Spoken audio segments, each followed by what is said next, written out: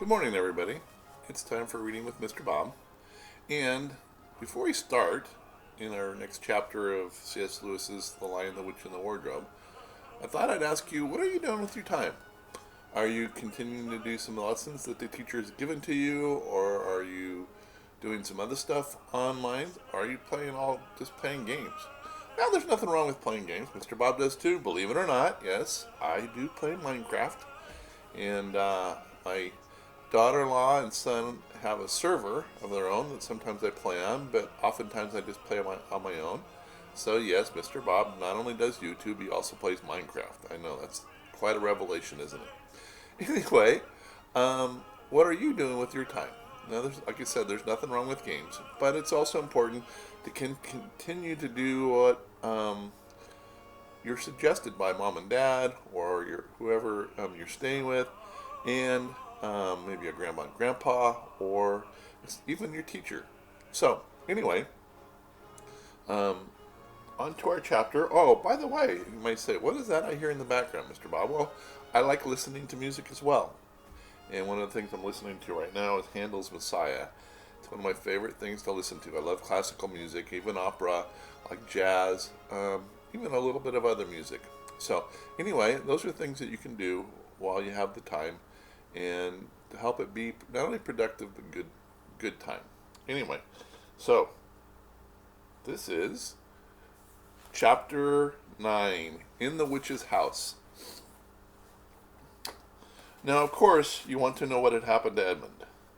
He had eaten a share of the dinner, but he hadn't really enjoyed it because all he was thinking about the entire time was Turkish delight. And there's nothing that spoils the taste of good food half as much as the memory of bad magic food.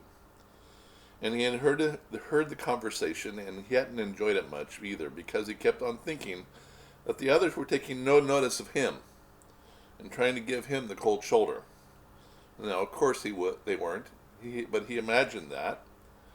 And then he had listened until Mr. Beaver told them about Aslan, until he had heard the whole arrangement for meeting Aslan at the stone table. It was then he began to quietly edge himself under the curtain which hung over the door. For the moment the mention of Aslan came, it gave him a mysterious and horrible feeling, just as it gave the others a mysterious and lovely feeling.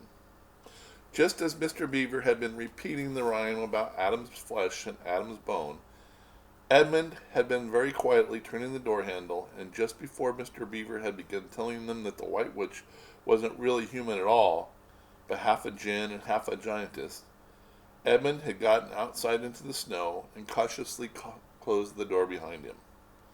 You mustn't think that, even now, Edmund was quite so bad that he actually wanted his brothers and sisters to be turned into stone.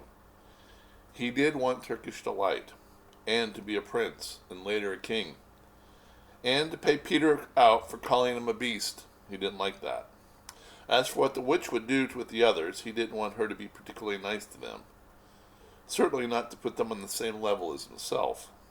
But he managed to believe, or at least he pretended he believed, that she wouldn't do anything very bad to them.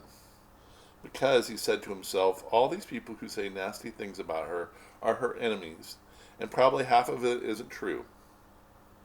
She was jolly nice to me, anyway. Much nicer than they are.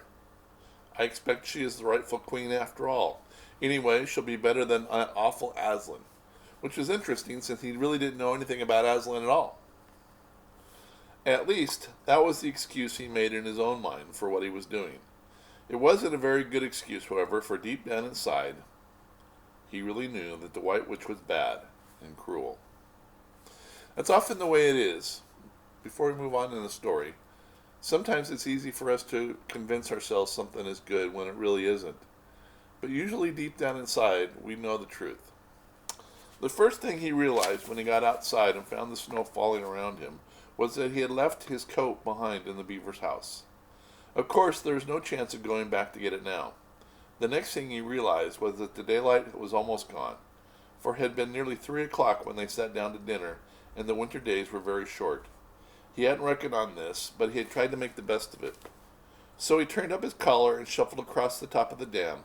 Luckily, it wasn't so slippery since the snow had fallen to the far side of the river. It was pretty bad when he reached the far side. It was growing darker every minute. What with that and the snowflakes swirling around him, he could hardly see 3 feet ahead. Then, too, there was no road. He kept slipping into deep drifts of snow, and skidding on frozen puddles, and tripping over fallen tree trunks, and sliding down deep banks, and barking his shins against rocks, till he was wet and cold and bruised all over.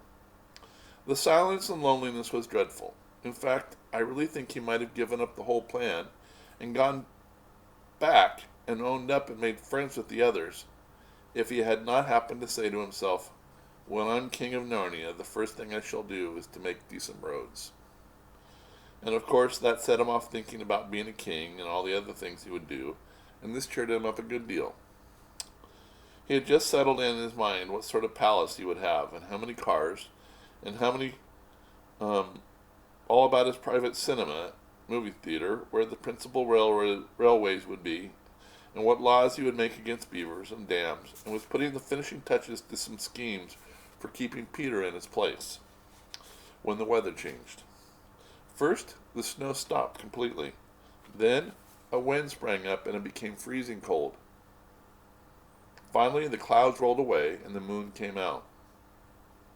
It was a full moon, and shining on all that snow, it made everything almost as bright as day. Only the shadows were rather confusing.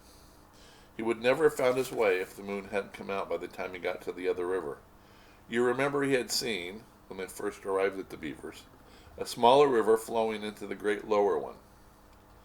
He now reached this and turned to follow it up, but the little valley down which he came was much deeper and rockier than the one he had just left, and much overgrown with bushes, so that he could not have managed it at all in the dark.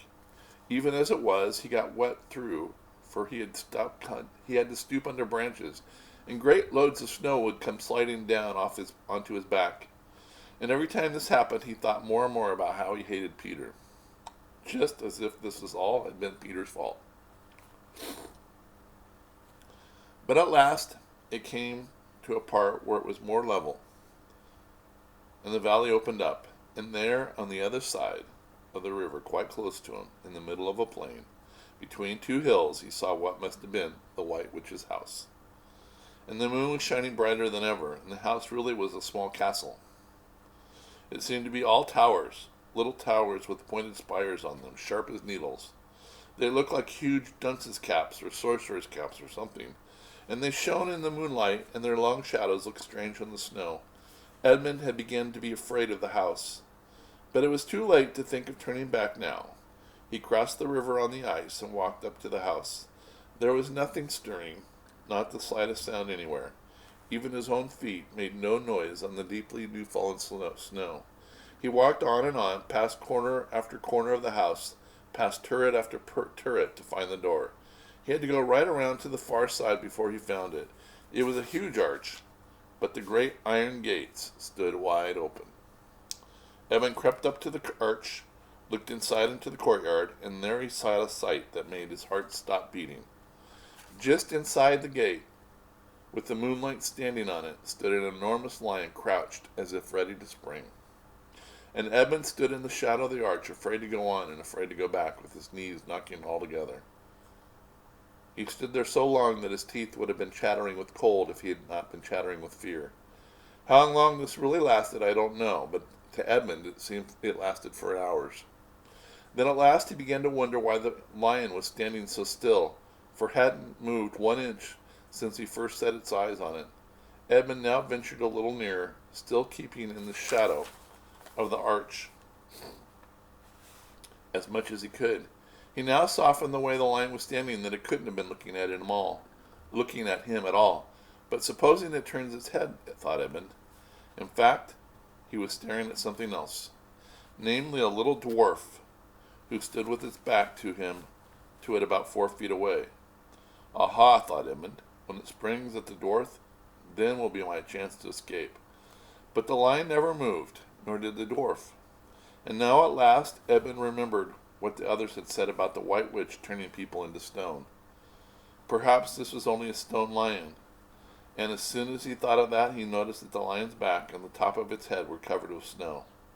Of course, it must only be a statue. No living animal would have let itself get covered with snow. Then, very slowly, and with his heart beating as if it would burst, Edmund ventured to go up to the lion. Even now he hardly dared to touch it. But at last he put out his hand, very quickly, and did. It was cold stone. He had been very frightened of a mere statue. The relief which Edmund felt so great that in spite of the cold he suddenly got warm all over right down to his toes. And at the same time there came into his head what seemed to be a perfectly lovely idea. Probably he thought, this is the great lion Aslan that they were all talking about. She's caught him already and turned him into stone. And that's the end of all their fine ideas about him. Pooh, who's afraid of Aslan? And there stood, gloating over the stone lion. And presently he did something very silly and childish. He took a stump of lead pencil out of his pocket and scribbled a mustache on the lion, and then a pair of spectacles on his eyes. Then he said, "Yeah, you silly old Aslan, how do you like being a stone? You thought yourself mighty fine, didn't you? But in spite of the scribbles on it, the face of the great stone beast still looked terrible, and sad, and noble, staring up in the moonlight, that Edmund didn't really get any fun out of jeering at it at all. He turned away and began to cross the courtyard. And here is the picture of the courtyard, with Aslan, or not Aslan, the stone lion. I don't know if you can see that. It's the sunlight I'm afraid is not very good.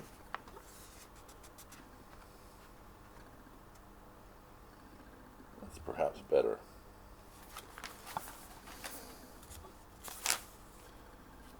As he got into the middle of it, he saw that there were dozens of statues all about, standing here and there, rather as the pieces standing on a chessboard when it is halfway through the game. There were stone satyrs, and stone wolves, and bears, and foxes, and catamountains of stone. Satyrs are another mythical beast, kind of like a faun. And there were other lovely stone shapes that looked like women, but were really the spirits of trees. There was the great shape of a centaur, and a winged horse, and a long lithe creature that Edmund took to be a dragon. They were all so strange standing there, perfectly lifelike, and also perfectly still, in the bright cold moonlight, that it was eerie work crossing the courtyard.